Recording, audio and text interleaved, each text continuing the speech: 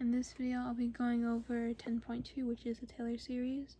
For this first question, we're going to evaluate the limit where x denotes as a real number.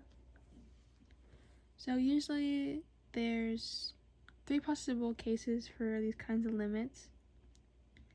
But as we can see here, it looks like for both in the numerator and the denominator, the highest exponent is 3.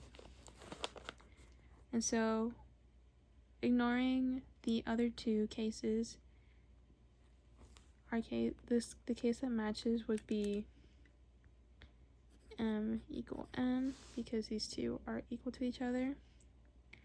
And that would mean that these 2 other numbers on each top and bottom won't count for anything, or they just will go away. We'll only focus on these 2. So I'll write it out right here. It's to the negative 3x to the third, 10x to the third. And of course we're going to cancel these 2 out, and that will just leave us with 310, because we cannot simplify any further. For our second equation, we're going to evaluate the limit where n denotes as an integer. So to start, we're going to simplify this factorial expression. That's going to equal limit n infinity into 10n plus 9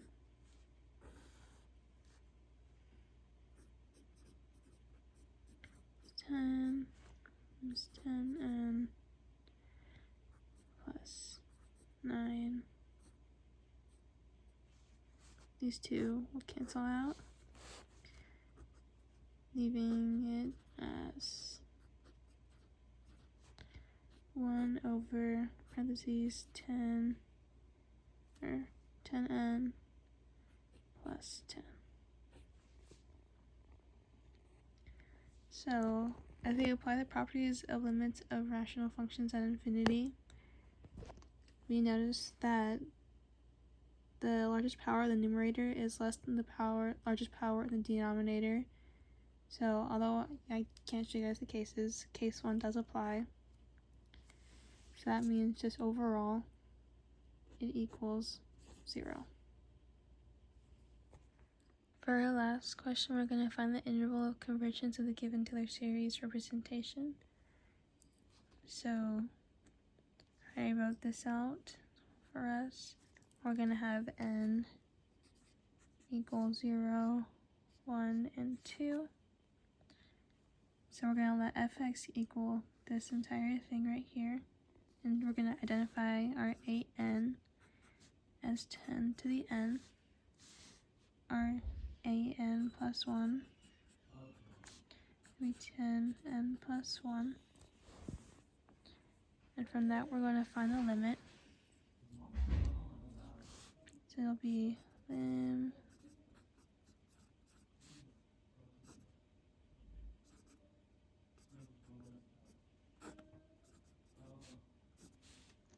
that's going to equal 10 greater than 0, or sorry.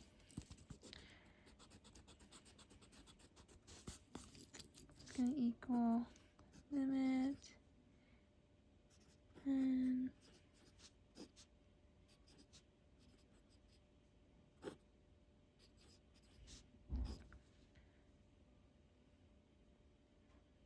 so overall this will equal, if we evaluate the limit, it will equal 10.